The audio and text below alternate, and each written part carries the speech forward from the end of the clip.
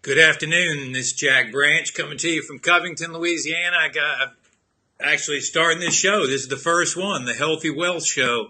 Good friend of mine, Ken Walls, has been challenging me to do this. I thought he was crazy, but here we are. We're going to do this thing, and going to do this at least twice a week, maybe 3 times a week, talking to people that are involved in either entrepreneurship, the health field, or our faith field. And I figured, why not start off with a guy that really had touched my heart in the last few weeks when I met him, and I won't take away from too much of the stuff. But again, my name's Jack Branch. If you like this information, definitely share it with other people. And I hope this content today you're going to enjoy because you have somebody very much that's going to touch your heart. So good to see you, Marky Saint, and others that are out there all over internet land. So we're going to keep this focused to 30 minutes. And I'm really excited to introduce a friend of mine, Joe Barnard. I'm not going to take away all his thunder, but really what's been on my heart for many years is I see a lot of rich, broke people. You know, in my financial business, I see a lot of people that it looks like they have a lot, but they really don't have anything. And then you meet other people that it looks like they don't have much, that they have it all. And so what's been on my heart as of late is really the last 10 years, God's been doing some work in me to really reach out to other men. And I think women in general are pretty oriented from a standpoint of relationally, but men, we just are kind of like cavemen or rhinoceroses. We just kind of get out in the Serengeti, you know, feed us a little bit, give us a little attention here or there, stroke our ego, and we're okay. But we need really help. And I was in my church a couple of 2 or 3 weeks ago, and this young man, Joe Barnard, spoke. And when he spoke, it was like God spoke to me directly. And so I want to introduce my good friend, Joe Barnard. And I'm going to bring Joe on. Good to see you, Joe. Oh, it's great to be here, Jack. Privilege. Well, thank you for, again, taking time out of your busy schedule and us connecting today. And really, Joe and I met really through a service. But tell us a little bit about you and your family, if you will. Yeah, so, grew up South Louisiana, grew up in Covington. But really the last 18 years have been away, most of that time spent in Scotland. So the last 10 years in particular, I was in Scotland, way up in the north in the Highlands, working with small church, reviving it, building up a family. I am married. I've got 4 kids. And then about a year and a half ago, began to just feel a sense of change of direction and have landed back home. So it's good to be back in this area after being away for some time. So I have to ask you the obvious question. Living in Scotland, did you start wearing a kilt? Only on occasion. And I will say, of all formal wear, there's nothing like it. So, at some point, I think everybody needs to get to Scotland and at least try a kilt. So absolutely. And so tell us what you feel really by putting on this event on Saturday is kind of the state of the state amongst men, if you will. Yeah. Whenever I think of men, I think of there's a guy named S.L. Marshall. He was a veteran of World War I, and then he was a military historian in World War II. And what he would do is he would actually interview guys right when they came off of the battlefield. And what he discovered is that guys' expectations going into battle were the complete opposite of the reality that they encountered. So, as men imagined themselves going into combat, they imagined that they would be facing an obvious enemy. They imagined that they would be surrounded with their comrades. They imagined that there'd be a surge of adrenaline and that would push them through whatever they encountered, even if they were fearful. Now, the actual facts on the ground were the complete opposite. What Marshall discovered is that as soon as bullets begin to fly, all the guys would hit the ground, and the actual experience on the battlefield was one of extreme loneliness. It was one of not being able to identify where the enemy was. Often it was quiet because the enemy didn't want to fire. They didn't want to be seen. Neither did the individual. And the really strange result was actually that most men didn't even fire their weapons. And in my mind, all of that is almost a perfect picture of where men are today. Truth be told, most guys, they're isolated, they're alone. They've got struggles that would, they didn't anticipate, which they often are afraid to share. They don't have a sense of real camaraderie. They might have friends to play golf with, but they're not really doing life together. And truth be told, they're afraid, and they don't know what to do, and often there's a sense of paralysis. So that even as they're succeeding in business, even as they're ticking all the boxes of kind of the American dream, the truth is they feel alone, stuck, and afraid. And I think that's not untypical, even in our area. No, right. And, I know in this community we live in a very affluent area, and unfortunately, St. Tammany is like one of the largest suicides, in the state. And you ask yourself, all right, how could a guy that appears to have everything, the nice house, the nice car, great family, white picket fence, what they say is the American dream, be suffering with, thinking of such things? And, it just happened a couple weeks ago. I didn't really know the guy too well, but it really burdens me, and I know it's a strong burden for you, really about getting men oriented and be really understand the game and know how to play the game. You want to talk about that a little bit more? Yeah. I don't mean to keep going back to these kind of war illustrations, but it's a war, right? It's a war that we're fighting. I think that's it, and I think as you think to World War II.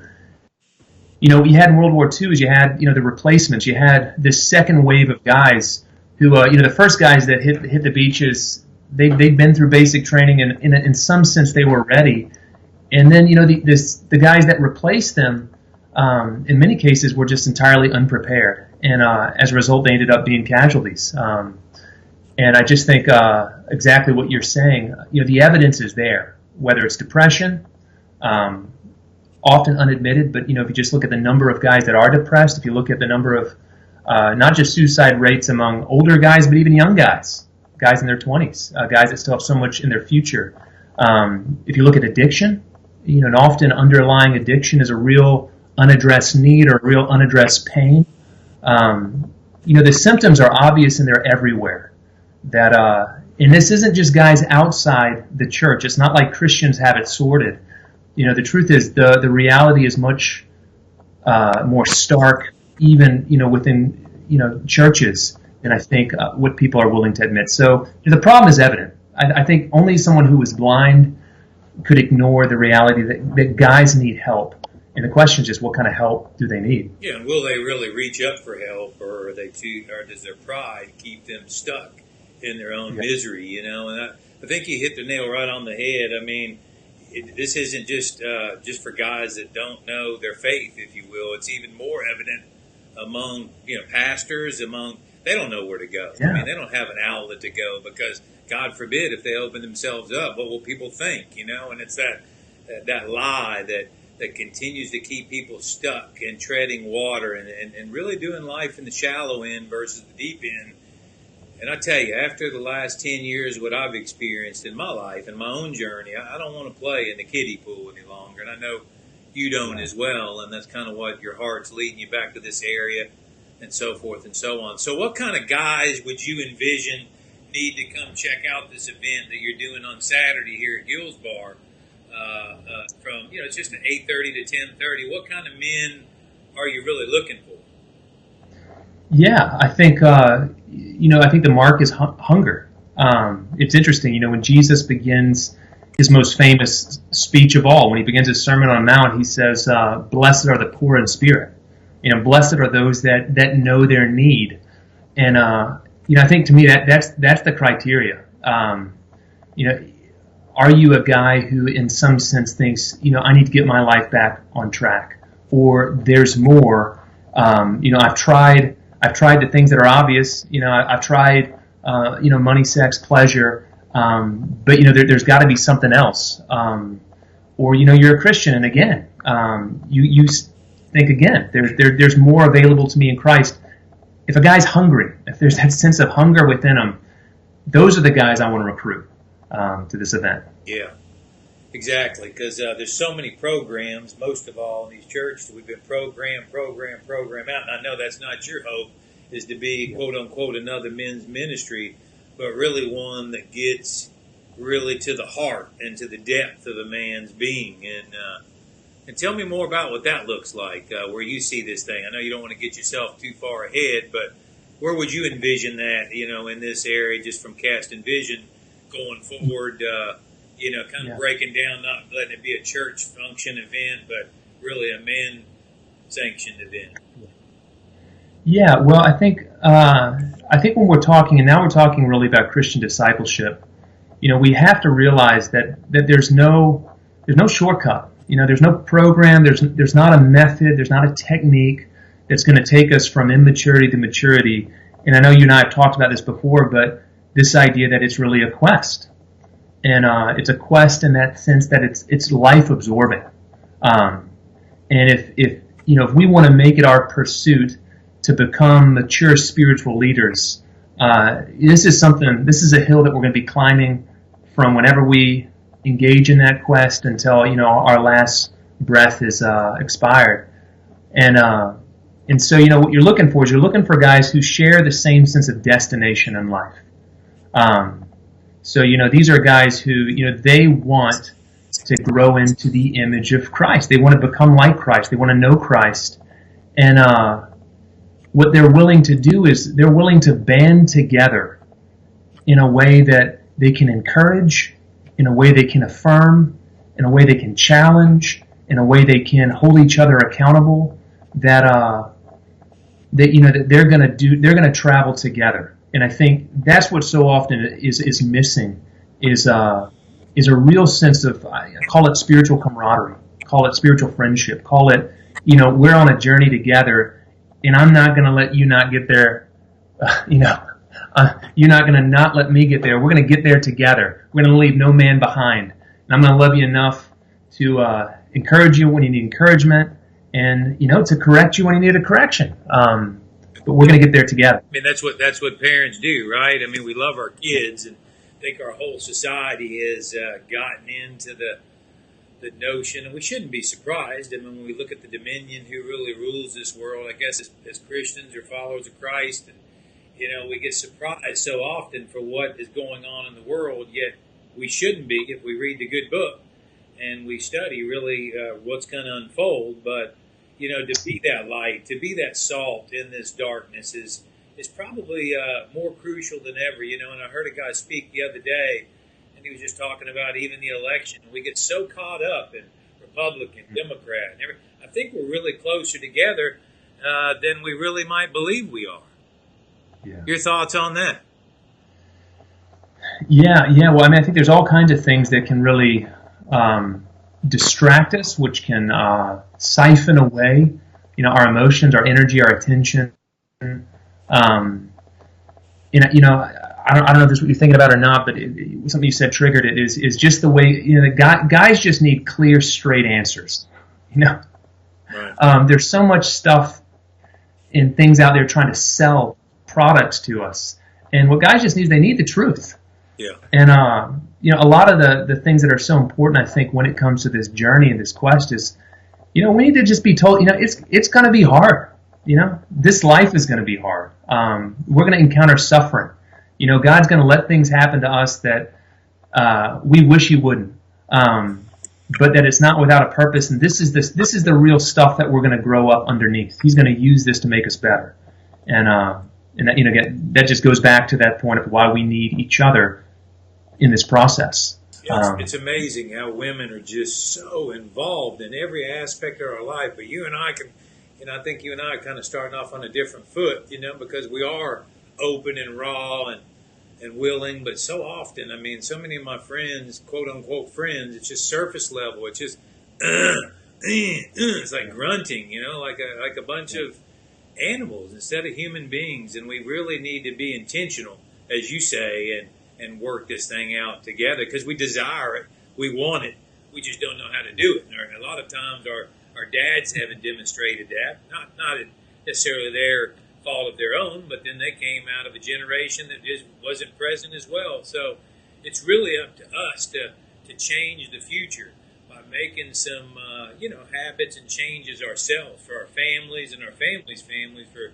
generations to come. And I'm so honored about it's interesting, and I don't know if I shared this with you, but for so long I've been this has been a burden on my heart. I hear a lot of guys say, "Hey, I'm in, Jack. I'm in," and then you wonder, where are they? So how are they not really moving forward? What are the lies that are being told to them is all I can come up with, and that they're just staying stuck. And you said something real crucial, that it's all about doing things relationally and with one another. Because what I'm finding, and even the struggles I'm going through, because everybody likes to preach the gospel of that God is like a slot machine and just go to him. Nobody really wants to talk about the true message of what Christians look like, and that's suffering, and it means we're going to go through something. But how do others look at us and see us when we're going through the suffering? I think about my darling Renee right now, going through cancer, not complaining, and all she can say is it's just the Spirit of God inside her that's drawing her closer, that deep well that's filling her. And it's just, and then we can have guys complaining because they don't have the latest, Mercedes or, whatever else. So we really can get things out of viewpoint quite a bit. And I'm blown away. But after I met with you, I never shared this with you, but it was kind of like God saying, "There's your guy," meaning you. And what I mean by that is I don't necessarily have to be a front guy. I mean, you're a great orator, a speaker. You've got a great story of being a local boy that moved away. And all I can tell you, man, is you need to come hear Joe speak, this Saturday from 8:30 to 10:30. I'll post the registration in this video, and definitely bring a buddy, instead of just grunting and kind of wasting your time on Saturday. It's going to be cold and chilly anyway. You can't catch fish. So you might as well come with a bunch of guys and talk about really the fishing of life that matters. And anything else you want to share? I don't want to go too long in this. I really wanted to just impart your wisdom and what are you learning right now, just about your ministry, about men, about your family. What's God teaching you? Yeah, I think there's a lot. I think one thing that I've been thinking a lot lately is just the way in which guys have motivation. They want a project. They want to contribute. They want greatness. These are all kind of within us. And what's so interesting to me is the way that the gospel captures these things. And they're either going to be a great liability to us as men, or they can be a wonderful asset. You mentioned, kind of the critical moment that we are in as a nation, as an area, certainly as individuals and families. And I think, what guys need to realize is, this is the moment. This is the Dunkirk moment where, there is a lot of evil in this world, and if we want, to have better families, if we want better marriages, if we care about our communities, our churches, our decisions, they're not just about us. It's like you said, it's not just about getting the newest Mercedes, but that in a real sense, this is our moment, on planet Earth that God has given us, and He would like us to contribute to something that has eternal value. And we've got to ask the question: what do we care about? Jim Elliot's famous quote: "He's no fool who gives that which he cannot keep to gain that which he cannot lose." And I think, us guys, we got to really ask. We're building our businesses, we're building our houses, we're improving our handicap in golf, but are we contributing to something that's really of permanent value? Because we have that potential if we're willing to tap into it and use it for the Lord. Wow, that is strong, Joe. I mean, and I'm telling you, this is just a tip of the iceberg, what you're going to get from this man. He's definitely gifted, has a lot of gifts, and that's why we're here today on this first show, A Healthy Wealth, really helping people navigate through the valleys and the mountaintops of life. And really, it's in these valleys that we really have a chance to really grow. There's not a lot of growth on top of the mountain. I mean, we can look at the views and look at everything and be thankful, but let's really make the main thing the main thing. And I think he hit the nail right on the head. We've got all these idols and all these false things that truly are going to overpromise and underdeliver, and then we wonder why the state of our union is in the state it is. And I believe truly, as you do, I know, that it all comes back to the men, or lack of really being men. And anything else you want to add about Saturday? I don't want to overdo it, but I really appreciate your time. I know you got a lot going on. I can't wait to be there.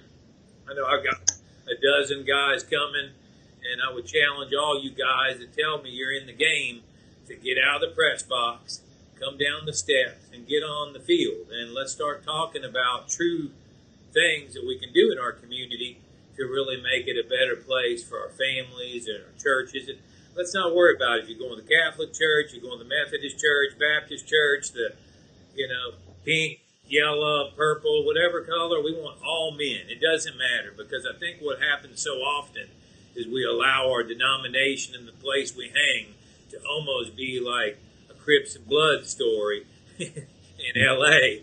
versus us just coming together and doing what's right for the gospel. Anything else you want to add, Joe, just about this weekend or anything else?